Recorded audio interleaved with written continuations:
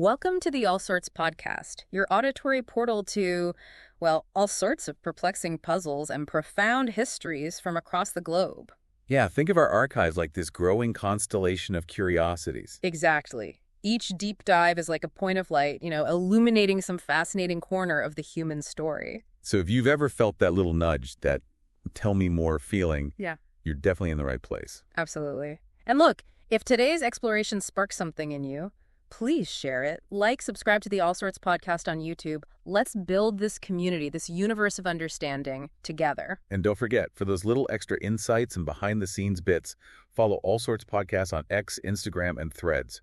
We love connecting there. Okay, so today we're unfurling something really visual, actually. We're getting into the symbols and banners of labor movements. These aren't just, pretty pictures or logos. They're packed with meaning, struggle, identity, hopes for a better future, all woven into fabric or etched in memory. It's a whole visual language, and we've got some interesting sources to help us decode it. We do.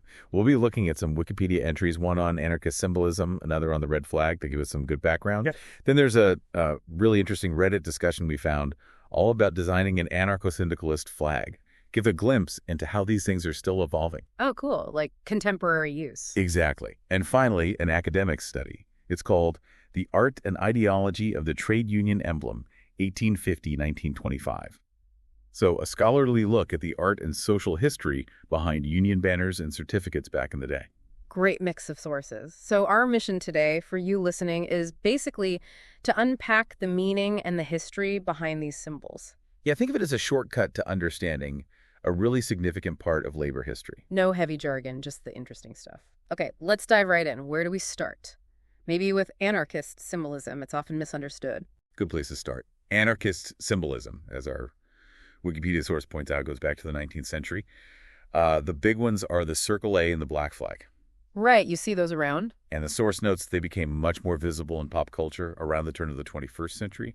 Think anti-globalization movement, punk rock, that kind of thing. Yeah, the Circle A especially. But let's talk flags first.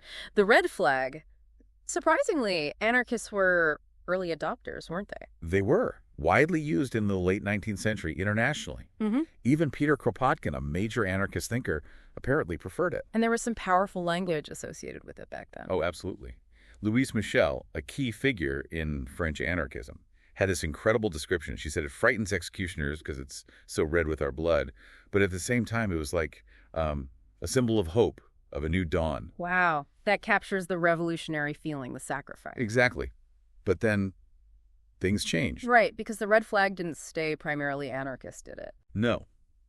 After the October Revolution in Russia, it became overwhelmingly tied to Bolshevism, to communist parties, and what many anarchists saw as, authoritarian state socialism. Which is fundamentally opposed to anarchist ideals. Precisely. Yeah. So anarchists largely moved away from it. It shows how symbols can get co-opted or redefined, pushing out earlier meanings. So if the red flag became associated with state communism, what filled the visual gap for anarchists? The black flag. That's right. The Black Flag really cemented its connection with anarchism in the 1880s. Lots of anarchist groups and papers started calling themselves Black Flag. It definitely sends a different message. It does. How is it usually interpreted? Well, Howard J. Ehrlich had a really interesting take. He saw it as negation, first off, a rejection of nations, of flags representing state power and violence. Okay, so rejection, but more than that. Yeah, he also talked about its beauty, its representation of determination, anger, mourning, but also hope. Hope for totally new ways of relating to each other without domination. That's quite complex for a simple black flag. It is. The exact origins are a little hazy according to the source. Because anarchism grew out of broader socialist movements that used the red flag, picking black in the 1880s was likely very deliberate. A way to say we're distinct. Differentiating themselves. There's also a possible link back to an 1831 revolt in France, the Canut Revolt, where black was supposedly used to mourn lost liberty. And then you get the French anarchist paper, Le Drapeau Noir, the Black Flag, starting in 1883. That seems like a pretty clear marker. Definitely. And Louise Michel, again, she's key here. In 1883, she carried a black flag during a demonstration of unemployed people in Paris. Apparently shouted, "Bread, work, or lead." Powerful stuff. And she explicitly linked it to struggle.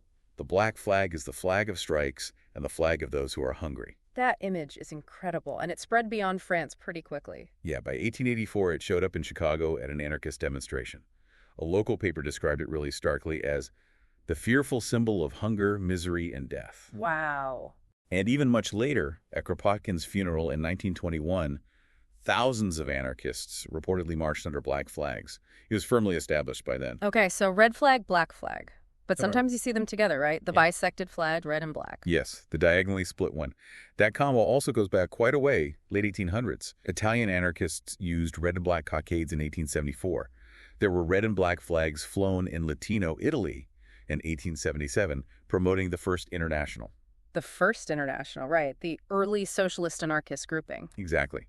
And the most iconic image is probably the Spanish anarcho-syndicalists, the CNT, using the diagonally divided red and black flag during the Spanish Civil War. And what's the thinking behind combining them? George Woodcock, a historian of anarchism, suggested it symbolized joining the spirit of later anarchism with the mass appeal of the First International. So like blending anarchist principles with broader working class solidarity. That seems to be the idea. It visually connects specific anarchist revolutionary goals with the wider labor movement. Makes sense. Okay, let's shift from flags to specific symbols. This circle A, that one feels almost ubiquitous now in certain circles. Yeah, the source says it's been universally recognized as the symbol of anarchism since about the 1970s, really embedded in youth culture globally. And the meaning is pretty neat, isn't it? It is the standard interpretation. A is for the Greek anarchia, no ruler, no authority.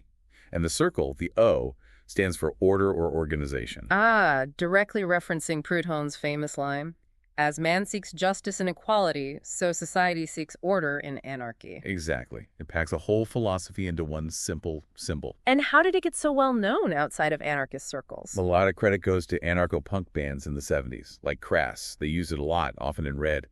Apparently, they might have first seen it used in France. Interesting. Okay, next symbol, the black cat, or the sabot cat. Yeah, the sabot cat. This one has a bit more of a folklore feel to its origin. Oh, tell us the story. Well, the story goes, during a tough IWW strike, that's the industrial workers of the world, a skinny, sick black cat wandered into the strikers' camp.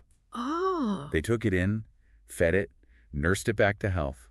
And as the cat started looking better, the strike started looking better too. Things turned in their favor. No way. So they adopted it as a mascot. Exactly. Mm-hmm. A symbol of good luck, maybe defiance. It's a great example of how these symbols can arise organically from workers' experiences. That's fantastic. And an artist helped popularize it too. Yes, Théophile Steinlen. He was known for his posters, especially for the Le Chat Noir Cabaret in Paris. But he also did paintings, like one showing a black cat raising a red banner that says, Gaudimus, let us rejoice. Ah. And his images of cats, prowling freely on rooftops really resonated with French anarchists. They saw the cat's independence as mirroring their own spirit. I can see that. The independent, maybe slightly rebellious nature of a cat. Right. Okay, one more from this section.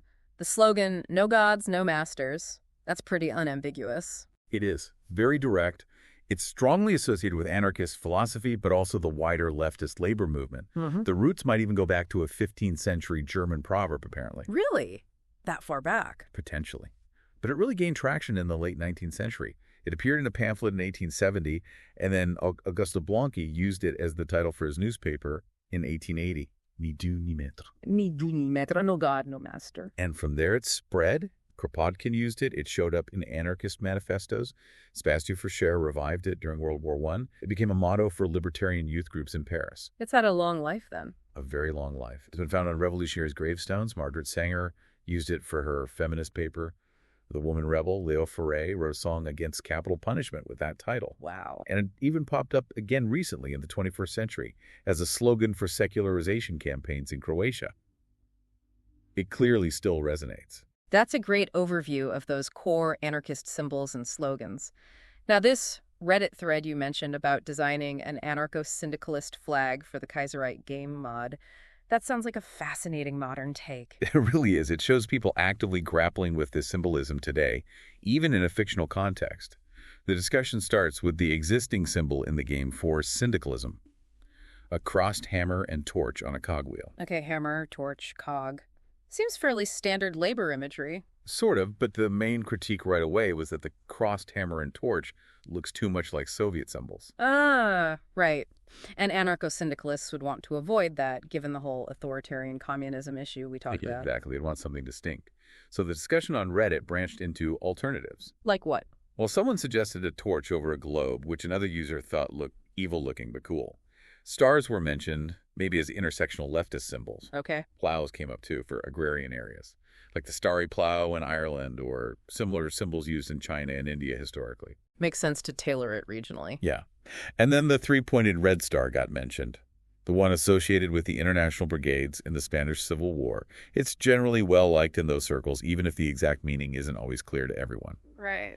So then someone tried combining that three-pointed star with the torch. The idea was to explicitly symbolize unity between Marxists, anarchists, and trade unionists, sort of harking back to the First International An again. interesting fusion. Yeah, they played around with a few versions, using white for contrast to make it clearer. But then someone pointed out a complication with the torch itself. Right. Someone else chimed in that the torch isn't exclusively a leftist symbol. It's also associated with classical liberalism, a Statue of Liberty, or the UK Liberal Party's old symbol. Oh, yeah. Good point. And it was even the old symbol for the UK Labour Party, too. I know. So it has broader meanings.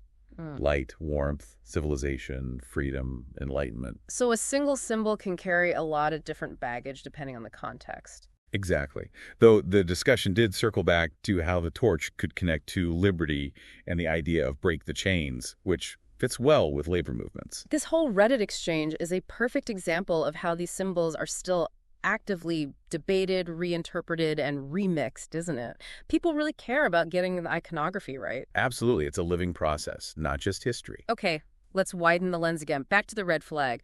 But looking at its broader history as a political symbol, beyond just anarchism or communism, it goes way back, apparently. It does, much further back than you might think. As a symbol for combat or revolt in Europe, it dates back to the Middle Ages. Ships would fly red streamers to signal they intended to fight to the death, no quarter given. Wow, so a symbol of defiance of battle even before the French Revolution. Definitely. And it wasn't just Europe. The source mentions tribal federations in Eastern Arabia using it, and it was even an early Islamic flag. So a really widespread ancient symbol of authority or conflict. But the French Revolution was the real turning point for its association with the left. Yes, but interestingly, its first use in the revolution was by the authorities.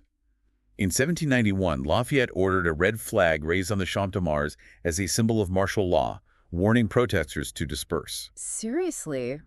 The opposite of what we think now. Exactly. But the Jacobins, the revolutionaries, flipped that meaning. They adopted the red flag to honor the martyrs' blood of protesters who'd been killed, calling it the martial law of the people against the revolt of the court. That's an incredible symbolic jujitsu, taking the state's symbol of control and turning it into a symbol of popular resistance. It really is.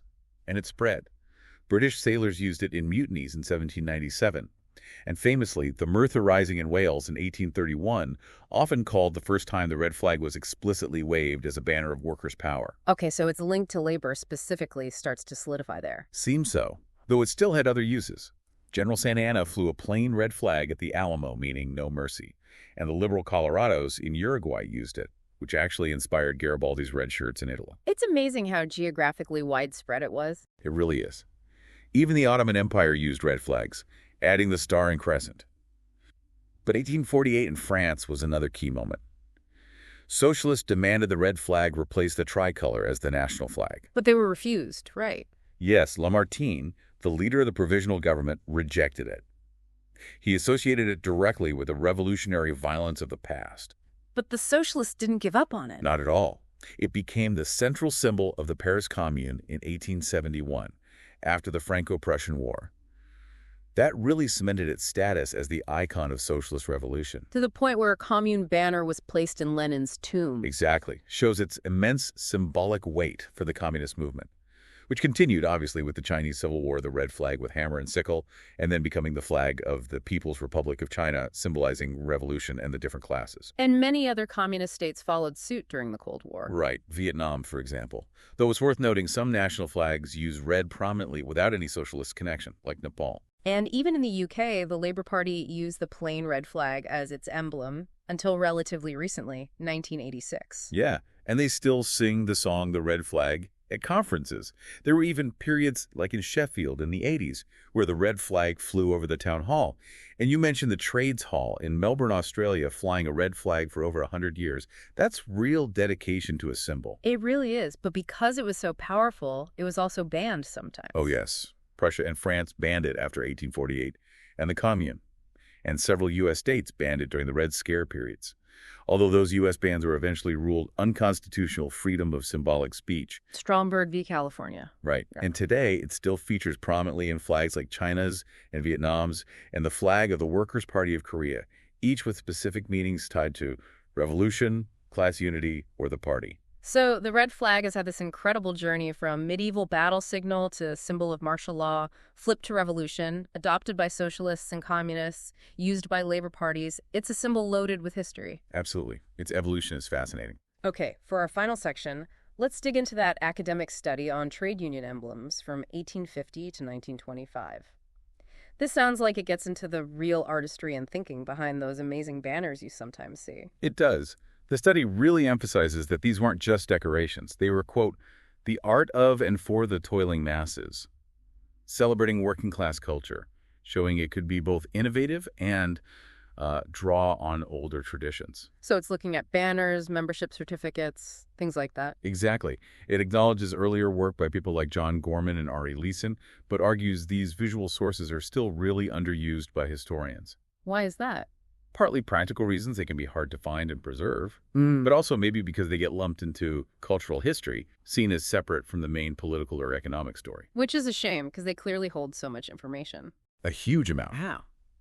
The study shows how unions consciously took symbols from Greco-Roman times, the Middle Ages, the Renaissance architecture, figures, motifs, and repurposed them.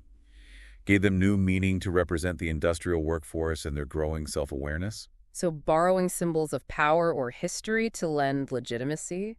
Kind of, yeah. Similar to how Freemasons and friendly societies were using classical, biblical, or medieval imagery to give their own groups a sense of antiquity and tradition. It traces this back pretty far, doesn't it? It does, all the way back to ancient trade clubs in Greece and Rome, the collegia, which offered basic support like burial benefits. Then through medieval guilds, which also provided sickness aid, help for widows and orphans. You can even see representations of guilds in stained glass windows, like at Chartres Cathedral. Wow. Then into the 17th century friendly societies, offering more formalized sickness pay, pensions, burial funds, often incorporating Masonic-style rituals. So there's a long history of workers organizing for mutual support. A very long history. Then, as industrialization ramped up, skilled workers started forming trade clubs, more specifically to address grievances and protect their crafts. But they faced legal challenges. Big time. The government was terrified of revolution, especially after France. So you had the Unlawful Oaths Act, the Combination Acts at the end of the 18th century, basically banning trade unions. Interestingly, Freemasonry was often exempt if they registered their members. So unions were driven underground. To some extent. And after the Napoleonic Wars, with lots of unemployment and factories replacing skilled labor, you get this new landless working class. The Combination Acts weren't really effective. You had things like the Luddite movement, Peterloo Massacre. Right. So friendly societies became even more important. They were legal ways for workers to meet, socialize, and get insurance. But some clearly operated as unions in disguise, using secret oaths and rituals despite the law. The Tolpuddle martyrs are the famous example. Ah, yes, the Tolpuddle martyrs, punished for forming a friendly society that was essentially a union. Exactly. Even after the Combination Acts were repealed in 1824, that culture of secrecy often persisted. The study mentions the Boilermakers Union still using a complex password system based on Hebrew letters decades later. Incredible. And the Masonic influence was quite strong in how they structured themselves. Very strong. Organizing into lodges, having officers with specific titles, using passwords, regalia. It wasn't just secrecy. It actually helped them build organizational structure and leadership skills within the working class. And then after 1850, they start producing these more public-facing things, the certificates and banners. Yes, and the study notes that the visual style they mostly used drew heavily from the popular classical revival of the time. Why classical? It symbolized rationality, democracy, the values of the Roman Republic. It projected an image of respectability and order, even while advocating for workers' rights. There was some use of Gothic revival imagery too, but classical was dominant. So they were very consciously crafting their public image through these emblems. Absolutely. It was strategic. The study ties this into the context of things like Chartism, the harsh, poor laws, even the Anatomy Act, which made people fear ending up on a dissection table, all reasons why friendly society benefits and the solidarity shown in these emblems were so vital. It really paints a picture of these emblems as crucial tools for building identity and solidarity in tough times. Definitely. Oh. They're not just pretty banners, they're historical documents packed with social and political meaning, a vital source for understanding working-class history from the inside out. Okay, wow. We've covered a lot of ground here, from the red and black flags of anarchism, the Circle A, the Sabacat, Through that Reddit debate on modern flag design, the long global journey of the red flag. and ending with the incredible artistry and ideology packed into those 19th and early 20th century trade union emblems. Yeah, it's clear these symbols and banners weren't just incidental. They were really powerful tools for forging identity, expressing hopes, building solidarity, and resisting power across different movements and times. They're like visual shorthand for complex histories and struggles. Exactly. Enduring testaments to working people's fight for a better world. So here's something to think about as we wrap up. For you listening, we've seen how powerful these historical symbols were, and still are. In our world today, which is arguably even more visual, how are contemporary social movements creating their own visual languages? Good question. How do they get their messages across and build solidarity using images, symbols, maybe even memes now? Right. And as work itself keeps changing and the fight for social justice evolves, what kinds of new symbols do you think might emerge? What will represent the struggles of today and tomorrow? Something to ponder. Definitely. Dear listener, let that curiosity be your guide. Keep exploring. The All Sorts podcast archive is full of other deep dives, other journeys into these fascinating corners of human experience. Seriously, go check them out. Keep that spark going. We really thrive on your engagement. If you enjoyed this exploration, please share it with someone else who loves to learn. And subscribe to the All Sorts podcast on YouTube. That way you won't miss our next deep dive. And for more connection, more conversation, find us on X, Instagram, and Threads. We love hearing from you. Yeah, the conversation definitely doesn't end here. Thanks for joining us on this deep dive.